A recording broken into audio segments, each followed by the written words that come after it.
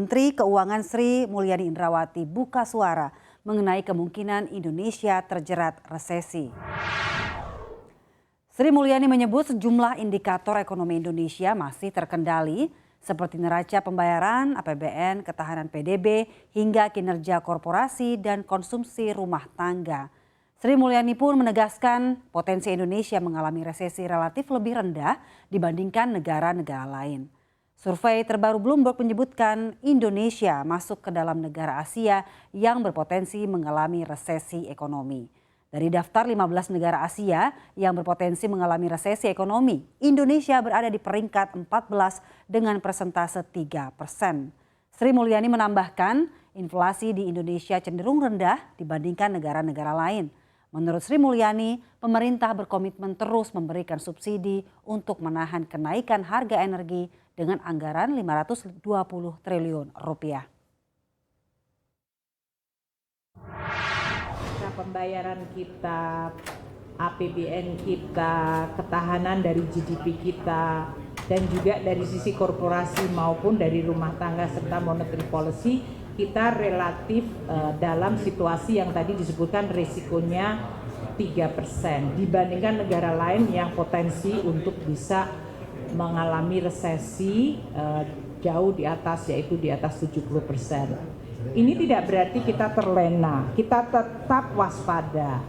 Namun message-nya adalah kita tetap akan menggunakan semua instrumen kebijakan kita, apakah itu fiscal policy, monetary policy, di OJK, di financial sector, dan juga regulasi yang lain untuk memonitor terutama potensi exposure dari korporasi Indonesia.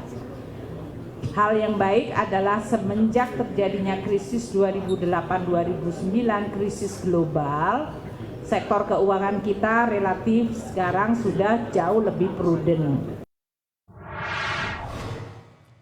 Hal senada diungkapkan oleh sejumlah ekonom. Indonesia memiliki daya tahan lebih tinggi daripada negara lain karena Indonesia mendapat windfall profit dari naiknya harga komoditas. Kondisi ini membuat Indonesia memiliki kemampuan untuk terus memberikan subsidi untuk menekan inflasi.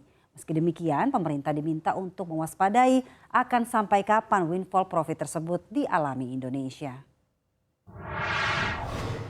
Memang kondisi yang kita hadapi saat ini juga banyak dipengaruhi oleh kondisi domestiknya, di mana kemudian intervensi fiskal, lalu kemudian pulihnya daya beli, pulihnya sektoral ini berbeda-beda di masing-masing negara ASEAN, dan juga kemampuan untuk menahan inflasi pun menjadi berbeda-beda karena kapasitas fiskal. Misalnya contoh seperti Indonesia yang memiliki tambahan profit dari naiknya harga komoditas energi seperti CPO dan batubara, tentu mampu memiliki resiliensi yang lebih tinggi dalam menambah subsidi ketimbang negara lain.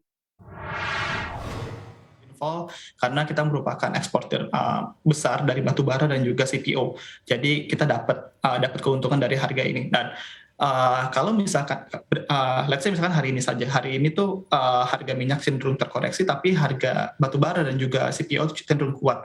Jadi kalau misalkan pattern ini bertahan hingga akhir tahun, Indonesia cenderung akan mendapatkan keuntungan yang lebih besar daripada tahun-tahun sebelumnya. Tetapi masalahnya apakah pattern ini akan bertahan di 2023 dan 2024, kita masih belum tahu. Kalau misalkan ternyata harga batubara dan harga CPO terkoreksi di 2023 dan 2024, barulah kita bisa kaji ulang apakah Indonesia masih dapat windfall dari komoditas ini atau tidak.